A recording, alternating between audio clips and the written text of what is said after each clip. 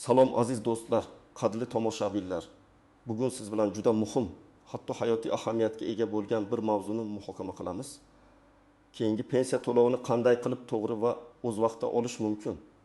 Bilaman, ko'pchiligingiz uchun pensiya bu nafaqat daromad manbai, balki kundalik hayotdagi asosiy ehtiyojlarni qondirish vositasi hamdir.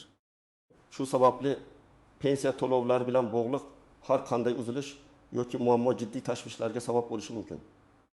Bugungi videoda men sizga keyingi pensiya to'lovlari bilan bog'liq kutilmagan muammolar duch kelmaslik uchun nimalarni bilishingiz va qanday choralar ko'rishingiz kerakligini juda batafsil tushuntirib beraman. Bu ma'lumot har bir pensioner uchun, hatto hozirda pensiyani muammosi olayotganlar uchun ham hayotiy muhim. Chunki vaziyatlar har doim o'zgarishi mumkin. Pul yo'qotmaslik va ortiqcha ovoragarchilikka tushmaslik uchun hoziroq kanalimga obuna bo'ling va ushbu videoga like bosing. Bu sizdan bir soniya vaqt oladi, ammo men uchun katta motivatsiya bo'ladi. Pensiya tizimida o'zgarishlar doim bo'lib turadi.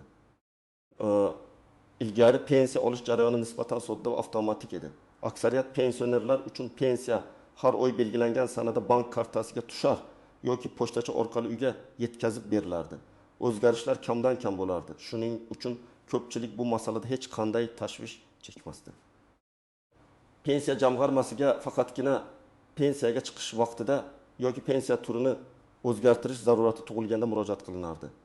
Asosan hamma narsa tizim tomonidan avtomatik ravishda boshqarilardi va sizdan qo'shimcha harakatlar talab etilmasdi. Ammo endilikda vaziyat biroz o'zgardi. Mamlakatimizda raqamlashtirish jarayonlari jadal rivojlanmoqda. Bu esa pensiya tizimini ham chetlab o'tmadi. Yangi qonunlar, qarorlar va texnologiyalar joriy etilmoqda. Endi tizim yanada shaffof, adolatli va aniq bo'lishga intilmoqda. Bu bir tomondan yaxshi. Chunki pensiya to'lovlari bilan bog'liq suiiste'molliklar va xatoliklar kamayadi. Lekin boshqa tomondan bu jarayon pensionerlardan ham ba'zi mas'uliyat va harakatlarni talab qiladi. Davlat sizning ma'lumotlaringizning dolzarbligi va to'g'riligiga ko'proq e'tibor qaratmoqda. Biometrik ma'lumotlar, shaxsiy ma'lumotlarning yangilanishi, bank hisob raqamlarining holati kabi omillar endi pensiya to'lovlarining uzluksizligiga bevosita ta'sir ko'rsatmoqda. Tekshiruvlar kuchaygan. Chunki har bir pensiya jamg'armasi har bir fuqaroga to'g'ri miqdorda pensiya to'layotganiga amin bo'lishi shart. Agar ma'lumotlaringizda kichik bir nomuvofiqlik aniqlansa ham, tizim xavotir signalini berib, to'lovni vaqtincha to'xtatishi mumkin. Bu esa siz uchun kutilmagan muammolarga olib kelishi tabiiy. Keling, endi pensiya to'lovlari bilan bog'liq kutilmagan muammolarga duch kelmaslik uchun nimalarni bilishimiz kerakligini batafsil ko'rib chiqamiz. Kimlar ayniqsa e'tiborli bo'lishi kerak va kimlar nisbatan xotirim bo'lishi mumkin. Birinchidan, shaxsiy ma'lumotlaringizning yangiligi. Bu juda muhim. Sizning pasportingiz muddati, familiyangiz o'zgarishi, yashash joyingizdagi o'zgarishlar pensiya to'lovlariga bevosita ta'sir qilishi mumkin. Masalan, sizning pasportingiz muddatini tugatgan bo'lishi mumkin. Hukumat ma'lumotlar bazasidagi ma'lumotlar bilan sizning haqiqiy ma'lumotlaringiz mos kelmasligi pensiya jamg'armasiga tizimda xatolik yuz berdi degan signal beradi. Natijada xavfsizlik nuqtai nazaridan pensiya to'lovlari vaqtincha to'xtatiladi. Bu holat yuz berishining oldini olish uchun pasportingizning amal qilish muddatini muntazam tekshirib turing va muddati tugashi yaqin qolganda zudlik bilan yangisiga almashtirish choralarini ko'ring. Ikkinchidan, bank kartasi yoki hisob raqamining holati. Pensiya kartangizning muddati tugashi, uning bloklanishi yoki bank hisob raqamingizdagi boshqa muammolar ham pensiya kelmasligiga sabab bo'lishi mumkin. Banklar har bir kartaning amal qilish muddatini belgilaydi. Agar sizning kartangiz muddati tugagan bo'lsa, unga pul tushmaydi. Bu esa bir oy yoki undan ko'proq vaqt davomida pensiyasiz qolishingizga olib kelishi mumkin. Uchinchidan, pensiya turiga e'tibor bering. Siz yoshga doir pensiya, nogironlik pensiyasi yoki boquvchisini yo'qotganlik pensiyasi olasizmi? Har birining o'z shartlari va davriyligi bor. Masalan, nogironlik pensiyasini olayotgan bo'lsangiz, ma'lum muddatlarda qayta tibbiy ko'rikdan o'tishingiz va nogironlik muddatingizni tasdiqlashingiz talab qilinadi. Agar siz bu muddatni o'tkazib yuborsangiz, pensiya to'xtatilishi mumkin. Boquvchisini yo'qotganlik pensiyasi ham o'ziga xos xususiyatlarga ega. Agar pensiya oluvchi farzand voyaga yetsa yoki ishga joylashsa, pensiya to'lov qayta ko'rib chiqilishi yoki to'xtatilishi mumkin. To'rtinchidan, chegaradan chiqib ketish yoki uzoq muddat chet elda bo'lish. Agar siz 6 oydan ko'proq muddatga chet elga chiqib ketsangiz, bu haqda pensiya jamg'armasini xabardor qilishingiz shart. Ba'zi hollarda uzoq muddat chet elda bo'lish pensiya to'lovlarini vaqtincha to'xtatishga olib kelishi mumkin. Ayniqsa, agar siz u yerda doimiy yashash uchun ketgan bo'lsangiz yoki chet elda ish faoliyatini boshlagan bo'lsangiz. 5-dan qo'shimcha daromad manbalari. Ayrim turdagi pensiyalar uchun, masalan, ba'zi ijtimoiy pensiyalar yoki nogironlik pensiyalar uchun agar sizning qo'shimcha daromadingiz ma'lum bir miqdordan oshsa, pensiya miqdori qayta ko'rib chiqilishi yoki umuman to'xtatilishi mumkin. Bu albatta hamma pensiya turlari uchun emas, lekin ba'zi bir spesifik holatlarda muhim ahamiyatga ega bo'lishi mumkin. Xo'sh, kimlar ayniqsa xavotirda bo'lishi kerak? Birinchidan, yaqinda hujjatlarini yangilaganlar. Agar siz pasportingizni almashtirgan bo'lsangiz, familiyangizni o'zgartirgan bo'lsangiz, masalan, turmushga chiqqan ayollar, nikoh guvohnomasi olgan bo'lsangiz yoki yashash joyingizni o'zgartirgan bo'lsangiz, sizning ma'lumotlaringiz pensiya jamg'armasining bazasida yangilanganligiga ishonch hosil qilishingiz shart. Tizim avtomatik ravishda yangilanmasligi mumkin va bu kelajakda muammolarga sabab bo'ladi. Ikkinchidan, bank kartasining muddati tugashiga yaqin qolganlar. Kartangizning old tomonida ko'rsatilgan amal qilish muddatini tekshiring. Agar u yaqin oylarda tugaydigan bo'lsa, bankka murojaat qilib yangisini olish choralarini ko'ring. Ba'zi banklar avtomatik ravishda yangi karta berishi mumkin, ammo bunga ishonib o'tirmang, o'zingiz aniqlab oling. Uchinchidan, chet elga vaqtincha yoki doimiy yashashga ketmoqchi bo'lganlar. Sizning bu qaroringiz pensiya to'lovlariga ta'sir qilishi mumkinligi sababli safarga chiqishdan oldin pensiya jamg'armasi bilan maslahatlashishni unutmang. To'rtinchidan, nogironlik pensiyasini olayotganlar. Yuqorida aytib o'tganimizdek, nogironlik muddatini tasdiqlash uchun tibbiy ko'rikdan o'tish zarur. Ko'rik muddatini qat'iy nazorat qiling va uni o'tkazib yubormang. 5-dan, boquvchisini yo'qotganlik pensiyasini olayotganlar. Agar pensiya oluvchi shaxsning vaziyati o'zgarsa, masalan, u yoshga to'lsa, ishga joylashsa, bu pensiya to'lovining davom etishiga ta'sir qilishi mumkin. Bu kabi o'zgarishlar haqida pensiya jamg'armasini xabardor qilish lozim. Kimlar nisbatan xotirjam bo'lishi mumkin? Agar sizning pasportingiz yangi bo'lsa, bank kartangizning muddati yaqin orada tugamayotgan bo'lsa, hech qanday shaxsiy ma'lumotingiz o'zgarmagan bo'lsa, chet elga chiqmagan bo'lsangiz va pensiya turiga oid boshqa talablarga javob bersangiz, asosan sizning keyingi pensiya to'lovingiz to'g'ri kerak, biroq har doim ehtiyot choralarini ko'rotchilik qilmaydi. Keling, hayotiy misollar bilan bu holatlarni aniqroq ko'rib chiqaylik. Misol 2 pasport. Omon amaki 70 yoshda Toshkent shahrida yashaydi va har oy pensiyasini bank kartasiga oladi. Uning pasportining muddati 2023 yil dekabrda tugagan edi. Omon amaki bu haqda uncha xavotirlanmadi, chunki yanvar oyidagi pensiyasi avtomatik ravishda kelgan edi. Ammo fevral oyida pensiya kelmadi. Omon amaki dastlab bankda muammo bor deb o'yladi, lekin bankka borganida muammo bankda emas, balki pensiya jamg'armasida ekanligini bildi. Pensiya jamg'armasi xodimlari uning pasport ma'lumotlari eskirganligini va tizim ma'lumotlarining yangilanmaganligi sababli to'lovni avtomatik ravishda to'xtatganligini tushuntirishdi. Omon amaki yangi pasport olishi va pensiya jamg'armasiga yangilangan ma'lumotlarni taqdim etish kerakligi aytildi. Bu jarayon taxminan 2 hafta vaqt oldi. Natijada Omon amaki 1 oylik pensiyasini kechikib oldi va bu uning rejalashtirilgan xarajatlariga salbiy ta'sir ko'rsatdi. Agar Omon amaki pasportining muddatini oldindan tekshirib, dekabrdan oldin yangilaganda bu muammoga duch kelmas edi.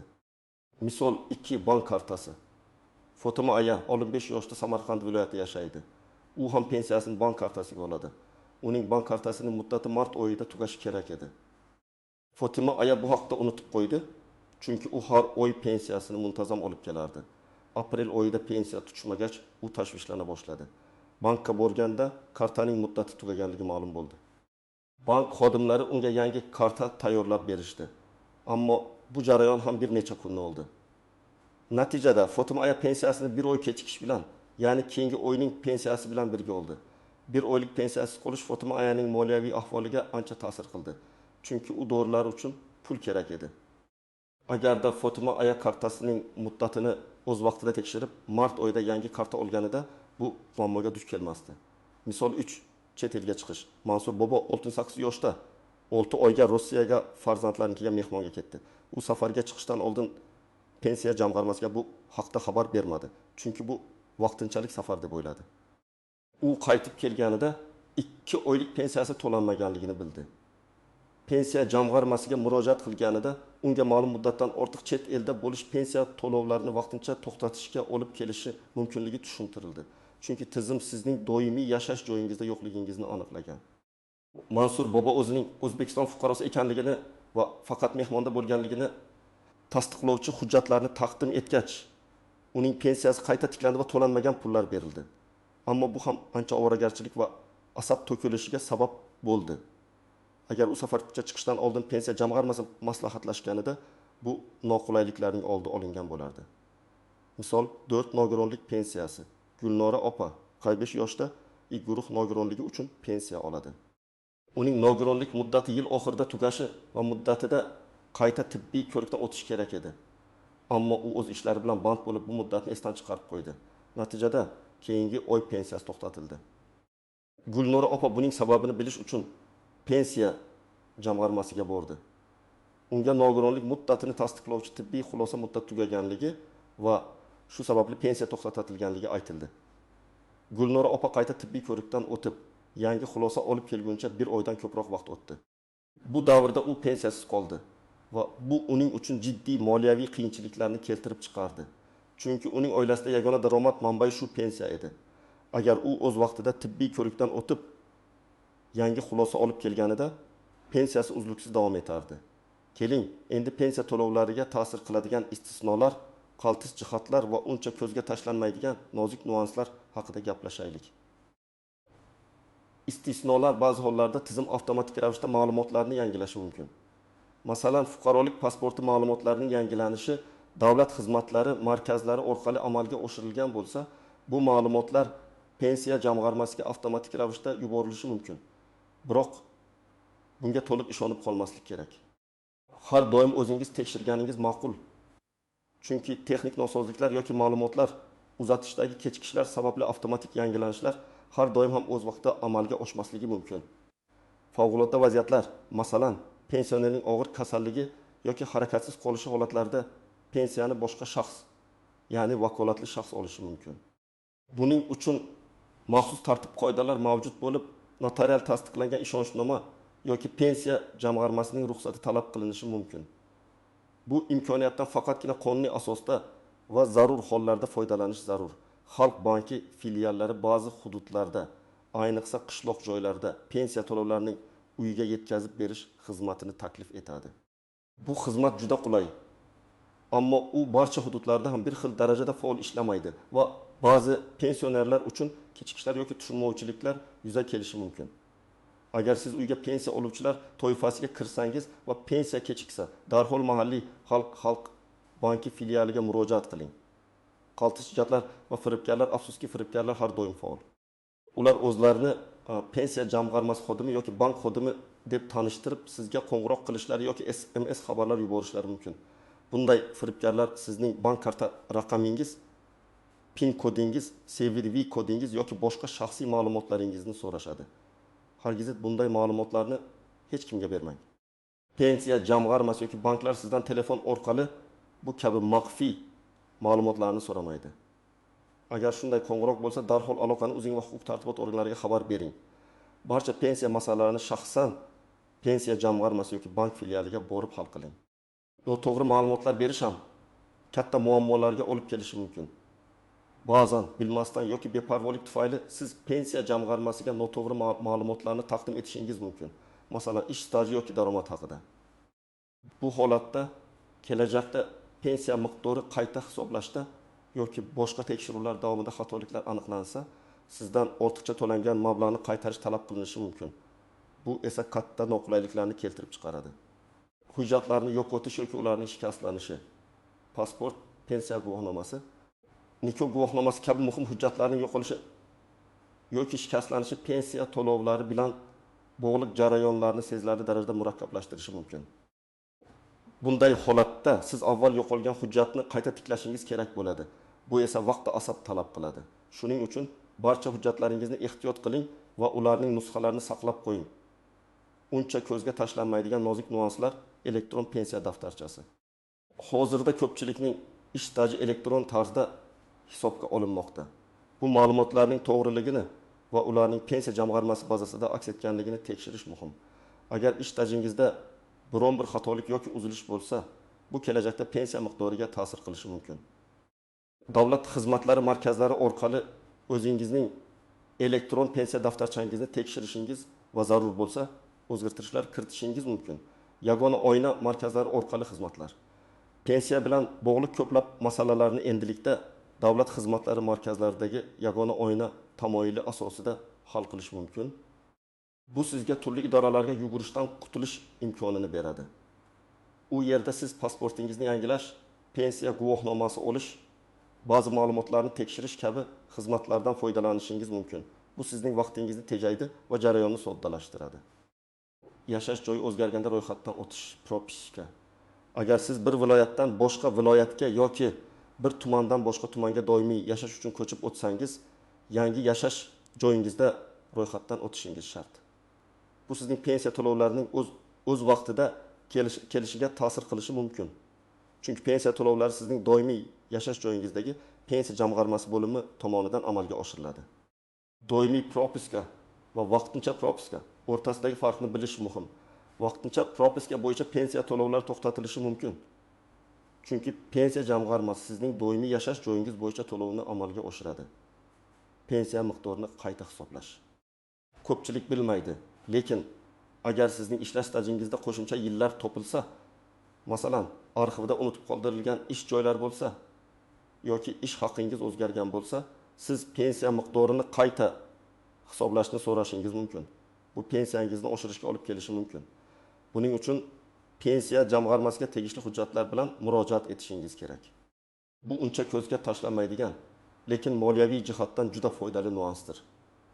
Endi esa keyingi pensiya to'lovingiz to'g'ri kelishi uchun aniq qadamlar, ya'ni amaliy maslahatlar beraman.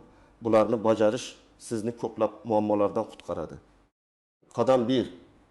Hujjatlaringizni tekshiring. Eng muhimi, pasportingizning amal qilish muddatini tekshiring. Agar uning muddati tugagan bo'lsa yoki yaqin oylarda tugaydigan bo'lsa, darhol uni yangisiga almashtirish choralarini ko'ring. Nikoh guvohnomangiz agar familiyangiz o'zgargan bo'lsa, uning pensiya jamg'armasi bazasida to'g'ri aks etganligiga ishonch hosil qiling. Bank kartangizning muddati, kartangizning old tomonidagi valid turu yoki amal qilish muddati yozuvini tekshiring. Agar u yaqin oylarda tugaydigan bo'lsa, bankka murojaat qilib, yangi karta oling. Bankda yangi karta berish tartibini murojaat qiling. Eng yaxshisi pensiya jamg'armasining hududiy bo'limiga shaxsan tashrif buyurishdir. O'zingiz bilan pasport, pensiya guvohnomasi va bank karta ma'lumotlarini oling. Pensiya jamg'armasi xodimiga mening shaxsiy ma'lumotlarim pensiya tizimida to'g'ri va dolzarbmi degan savol bilan murojaat qiling. Ular sizning ma'lumotlaringizni tizimda tekshirib berishadi. Agar biron bir nomuvofiqlik aniqlansa, darhol uni tuzatish choralarini ko'ring. Yashash joyingiz o'zgargan bo'lsa, bu haqda pensiya jamg'armasiga xabar bering va yangi yashash joyingiz bo'yicha ro'yxatdan o'ting. Qadam 3 bank bilan aloqada bo'ling. Agar pensiya kartangiz bilan bog'liq muammolar, muddati tugashi, bloklanishi, yo'qolishi yuzaga kelsa, darhol kartangizga xizmat ko'rsatuvchi bank filialiga murojaat qiling. Yangi karta olish yoki muammoni hal qilish yo'llarini aniqlang. Bank xodimlari sizga yordam berishlari shart. Qadam 4. Agar chet elga chiqsangiz, pensiya jamg'armasiga xabar bering. Agar siz 6 oydan ko'proq muddatga chet elga safarga chiqishni rejalashtirayotgan bo'lsangiz, safarga chiqishdan oldin pensiya jamg'armasiga bu haqda ma'lum qiling. Safar muddatlarini aniqlang va pensiya to'lovlari bilan bog'liq mumkin bo'lgan o'zgarishlarni bilib oling. Bu kelajakdagi noqulayliklarning oldini oladi. Qadam 5. Nogironlik pensiyasi oluvchilar uchun tibbiy ko'rik muddatini kuzatib boring. Nogironlik muddatini tasdiqlash uchun tibbiy ko'rikdan o'tish muddatlarini qat'iy nazorat qiling. Muddat yaqinlashganda o'z vaqtida tibbiy ko'rikdan o'tib, yangi xulosani pensiya jamg'armasiga taqdim eting. Bu sizning pensiya to'lovlarining uzluksiz davom etishini ta'minlaydi. Qadam 6. Yagona oyna yoki davlat xizmatlari markazlaridan foydalaning. Pensiya bilan bog'liq hujjatlarni rasmiylashtirish yoki ma'lumotlarni tekshirish uchun davlat xizmatlari markazlarining yagona oyna xizmatidan foydalaning. Bu sizga vaqtni tejash va barcha xizmatlarni bir joyda olish imkonini beradi. U yerda siz ma'lumotlaringizni tekshirish, elektron pensiya daftarchangizni ko'rish kabi xizmatlardan foydalanishingiz mumkin. Qadam 7. Har qanday shubhali qo'ng'iroq yoki xabarlarga e'tibor bermang. Firibgarlardan ogoh bo'ling. Hech qachon bank karta raqamingiz, PIN kodingiz yoki boshqa maxfiy ma'lumotlaringizni telefon orqali yoki shubhali veb-saytlar orqali bermang. Pensiya jamg'armasi va banklar bu kabi ma'lumotlarni sizdan so'ramaydi. Agar shubha tug'ilsa, darhol aloqani uzing va pensiya jamg'armasining ishonch telefoniga yoki bankka shaxsan murojaat qiling. Qadam 8. Agar pensiya kechiksa yoki tushmasa, darhol choralar ko'ring. Agar belgilangan sanada pensiya to'lovlari kelmasa, darhol pensiya jamg'armasining hududiy bo'limiga murojaat qiling. Muammoning sababini aniqlang. Agar ular muammoni hal qila olmasalar yoki sizga javob berishda kechiksalar, bankka murojaat qiling va kartangiz holatini tekshiring. Pensiya jamg'armasiga murojaat qilganingizda imkon qadar yozma ariza bilan murojaat qiling. Arizani 2 nusxada tayyorlang. Bir nusxasini pensiya jamg'armasiga topshiring va ikkinchi nusxasiga kiruvchi raqam qo'yib, o'zingizda saqlab qoling. Bu keyinchalik sizning murojaatingizni tasdiqlovchi dalil bo'lib xizmat qiladi.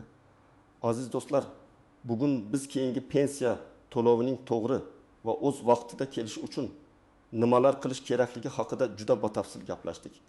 Ko'rib turganingizdek, pensiyaning uzluksiz kelishi uchun mas'uliyatni o'z zimmangizga olish muhimdir. Hujjatlaringiz va shaxsiy ma'lumotlaringizning dolzarligini doimiy ravishda tekshirib turing. Bank va pensiya jamg'armasi bilan aloqada bo'ling. Bu sizni kutilmagan muammolar va moliyaviy qiyinchiliklardan himoya qiladi. Umid qilamanki, ushbu ma'lumotlar siz uchun foydali bo'ldi. Siz bu borada qanday muammolarga duch kelgansiz yoki sizda qanday maslahatlar bor? Fikrlaringizni, tajribalaringizni izohlarda yozing. Bu boshqa tomoshabinlar uchun ham foydali bo'lishi mumkin. Videoga like bosing va kanalimga obuna bo'lishni unutmang. Chunki keyingi videolarda pensiya tizimining boshqa muhim jihatlari va sizga foydali bo'lishi mumkin bo'lgan yangiliklar haqida batafsil gaplashamiz. Salomat bo'ling va keyingi videolarda ko'rishguncha.